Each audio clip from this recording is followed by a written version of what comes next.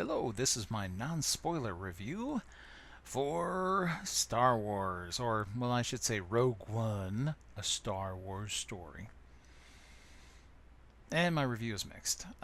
So here, let me give you the TLDR. I give it an 8 out of 10. I want to give it a 10. It's a Star Wars related movie, but somebody thought it was a good idea to let this director, he's like, oh, I just want to be kind of artsy and I don't want it to be confused with the main Star Wars movies. So he did stupid things in this movie. I mean, they're not enough to say not to watch the movie, but they just jump out at you and you're like, WTF, what were you thinking?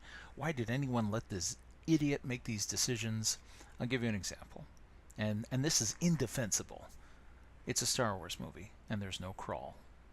Yeah, in the beginning of all the Star Wars films, it's like dun dun dun dun dun dun, and we got big Star Wars logo, and then we get our crawl, which tells us our setting, and the movie begins. This one's just like dun, and then it starts, and no crawl, no nothing, and you're like, WTF? What's going on? Every Star Wars game ever. Every fan film ever, anything Star Wars always has the crawl, always has the music. I don't know, this guy just wanted to be different. This is an established intellectual property. Everybody knows what to expect from Star Wars. There's a reason that test audiences hated this movie. Now, I know that they went back and reshot a lot of stuff, and I didn't see the version that the test audiences hated, but, I mean, there are still elements that just don't make any sense. Alright, so no crawl. Then there's the music. I don't know. I mean, as I sat there listening to the music throughout this film, it did not feel like a Star Wars movie. It was just, some random, music that felt thrown together. Now, at the very end, during the credits, we get our traditional Star Wars type music. I mean, it's not like we can't make new music while still having that Star Wars feel, but these guys deliberately went out of their way to try and make something different and artsy. I want to express myself. Well, when you have your own money and your own intellectual property, you can do that, but Disney should not have allowed this person to do this. In fact, I'm going to go ahead and boldly suggest this to Disney. You want to make some money? I mean, you want to make some real money? Okay. Come out with a Blu-ray version of this movie that replaces all the music and puts in the crawl. And people will love it. And they'll buy lots of Blu-rays. So, there's your money-making opportunity, and the advice is completely free, I mean, if you want to, you can say this is the cat edition of Rogue One, and everybody will really love it. But that's just a little free advice. These things should be in a Star Wars movie. Oh! I don't know how these imbeciles are allowed to direct movies. I mean, there should be like a monkey that rides around the director's back with a hammer. And as soon as the director says, what if, and the monkey should just whack him. Because it's always a stupid idea. All right, well, those are little things, but at the same time, they're kind of in your face the whole time. I mean, like I said, it doesn't feel like a Star Wars film from the get-go. It doesn't sound like a Star Wars film. It's very dark, too. I never realized how lighthearted other Star Wars films were until you watch this one, and you're like, whoa, this is a dark movie. I mean, wow. I mean, I thought Darth Vader was dark, but whoa. I mean, you have these, you have morally ambiguous characters, and, I don't know. I mean, they did push some boundaries here. It's very different from any film we've seen before. There's not there's a couple of comedic moments, but it's not really as lighthearted as we've seen before in other Star Wars films. Then there's our leading lady, Felicity Jones, up here. Oh my gosh. Now, she looks kind of nice here in that poster. And then there's that. Good grief, this poor girl. She has incisors that could deflect blaster fire. I saw this movie in 3D, so I'm sitting there. I'm like, the teeth. I'm gonna have nightmares about these teeth. Uh, oh well. If you're a Star Wars: The Old Republic player, she's a body type 1.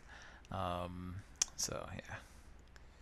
All I really remember about her on screen is those teeth. Wow, those teeth. The other thing that got me was is that the previews for this film really did not convey what it was going to be like. But not necessarily in a bad way. It's just they're characters that you expect to have more screen time than they do, and they don't. And then at the same time, there are characters that weren't even hinted at that are here. The apparently, although this director was claiming, "Well, I don't want it to be confused with the main story," boy, did he go out of his way to provide fan service. I mean, we're talking about 5 tons of fan service in this movie. And I mean, I don't want to put any spoilers because this is a spoiler-free version, but if you see the movie, you're gonna be like, "Wow, that is a lot of fan service." I mean, you thought Episode 7 had fan service. Oh, nah. Rogue One sets a new standard for fan service. Now, most of it is in a good way. I mean, for example, part of the directive of the movie, apparently, although they wanted to be their own independent story and not be Star Warsy, which, again, colossal mistake. What WTF? Fire this guy. Never, ever, ever let him touch one of these intellectual properties again because he's an idiot. This is not how you make a Star Wars movie. Well, apparently, part of the movie was to say, hey, wouldn't it be great if we could stitch together the prequel films and the original trilogy? So it does make an effort to do that. So if you've watched all the other Star Wars films, and I've watched the prequels too, quite a few times, because it's Star Wars, and I enjoyed parts of them, but I enjoyed the originals fantabulously. So, Rogue One occurs between the original prequel trilogy and the original trilogy, and it tries to glue them all together. And there are call-outs to events that are going to happen, events that happened in the prequels. There are, characters that are recreated from various different, from both the prequels and from the original trilogy. The one thing I can say about this movie, this is what makes it an 8, is it is a CGI orgy. Oh yes, for the eyes. Oh, so much CGI. And it's good. It's very good CGI. One thing that Star Wars movies can normally be counted on, and this one is not going to be an exception in this regard, they set a new standard for special effects, and this one definitely does. I mean, like I said, we were, recreating, characters that appeared in the prequels and the original trilogy. And, well, part of it is that some of these actors, are dead. But you'd never know about watching this movie. I was looking for details. It was amazing. I mean, I know that the guy I'm looking at on screen has not been alive for a while. But it was the most amazing CGI I've ever seen. So they've set a new standard. Of course, watch. In 10 years, people look back and they're like, oh, how could you be fooled by that? Well, this is the best I've ever seen at this time. We did set a new standard here with this film. So for that, it's pretty nice to see. And like I said, if you've seen the original Episode 4 as many times as I have, you're going to see all kinds of stuff. You're like, hey, look at that. Hey, look at that. Oh, hey, look at that person. Hey, look at that person. Hey, look at that. Isn't he dead? You're going to have a lot of those moments. It's kind of nifty.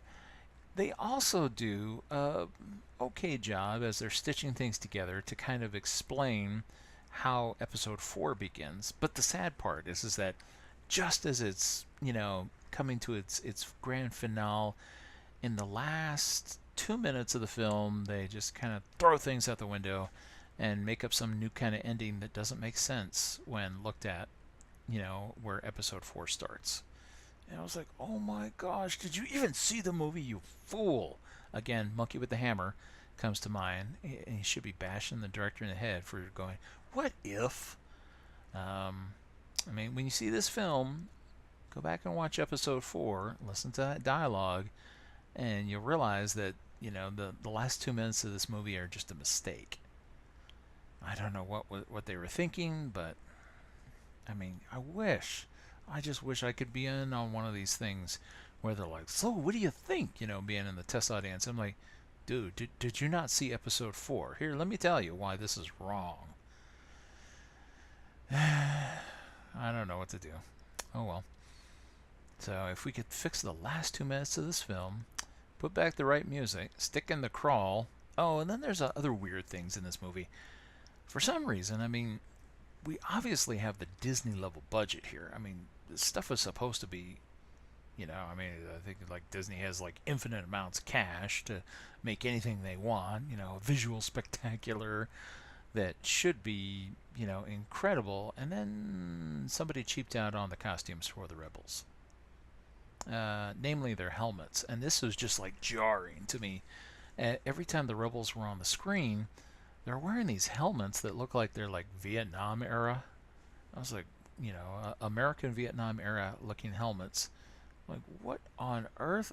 Whose idea was this? Because again, this is another person that should be fired. You know, George Lucas, to his credit, before he went crazy and started talking about white slavers, uh, he was very good about making sure that everything felt organic, but at the same time original. And here, I don't know. It's just for some reason someone like grabbed some extra props that were laying around for another movie, and it's like, well, these will work. Who will notice, right? I don't know what they were thinking. I mean, these really just looks like some old U.S. Army helmets. It looks terrible. CGI could fix that again. Director's cut, put the crawl in, change out that terrible music, change out all the terrible helmets, correct the last 2 minutes of the film, which is mostly CGI anyways. And it was an excuse for fan service, but it was done incorrectly. It does not connect well with the beginning of episode 4. In fact, it directly contradicts a scene in the movie. And episode 4 is the canon for Star Wars, and it was an obscenity that George went back and changed a bunch of things. But, oh well. 8 out of 10. I mean, CGI love fest, lots of great fan service, lots of, call outs and shout backs to various characters, and, kind of like alluding to various different plots. And I mean, they even mention some characters, not even by name, but just because of how they talk about them, you know who they mean. It's all right. It's an okay movie. I wouldn't call it a fantabulous movie, but if you're a Star Wars fan, yeah, you should probably see it. And it's probably worth seeing on a big screen, because, like I said, it's, CGI like you wouldn't believe. Incredible, incredible, incredible. I mean, I don't know. I want to marry the CGI. So let me know. Did you enjoy Rogue One? Please don't post any spoilers. I'll just delete them anyways. But yeah, it was an okay movie. I'll get it on disc, and boy, do I hope they put that crawl back. Also, I'm going to go out and I'm going to boldly predict. I'm not going to be the only one who thinks that the crawl is wrong and the music is extremely wrong. And if Disney doesn't put that stuff back the way it should be, I predict, I mean, I'm not going to do this myself, mind you, but I wouldn't be surprised if somebody doesn't edit their own version and post it online someplace and it gets distributed and becomes very popular. Yeah, remember that version of episode 1 that somebody contrived where they cut out every scene with Jar Jar Binks, and just to show that he was not an integral character, and the movie still worked pretty well. I could see that happening to this movie. Like I said, put in a crawl, take out some stuff. Oh, there's one other thing that was jarring, and it just kept, throughout the whole film. For some reason, and this is the only movie I've ever seen this happen in Star Wars, every darn time. Well, except for this one planet. All the other planets, they throw up a name on the screen, like you weren't going to pay attention to what the name of the place they were at was. Or they felt the need, oh, well, they won't realize this is a different planet. Let's put a name on the screen. Our audience isn't that smart after all. Uh, so, just as I'm getting used to, all right, every scene that contains a spaceship and a new planet, I'm going to learn a new name of some made up place. And then we get one planet that has no name at all for some reason. And you're like, oh, dude, can you not make up your mind? If you're going to name them all. But you probably shouldn't, and you should let the audience just listen to the dialogue and figure out what the name is that way. Shaking my head. Shaking my head. Oh well, I mean, it's a mostly okay movie. Like I said, CGI first rate. Sets a new standard. Absolutely. Oh, but those teeth, lack of a crawl, wrong music. Those last 2 minutes. Oh, those last 2 minutes. Oh, it was a shame because it was going out on such a good note. Right before those 2 minutes, oh, the movie's fantastic. And then the last 2 minutes is like, nah, we can't let them have this and enjoy it too much. We got to mess it up. Yeah, that's it. Let's just, you know what? And we'll let the last 2 minutes be written by some intern who's never seen a Star Wars movie.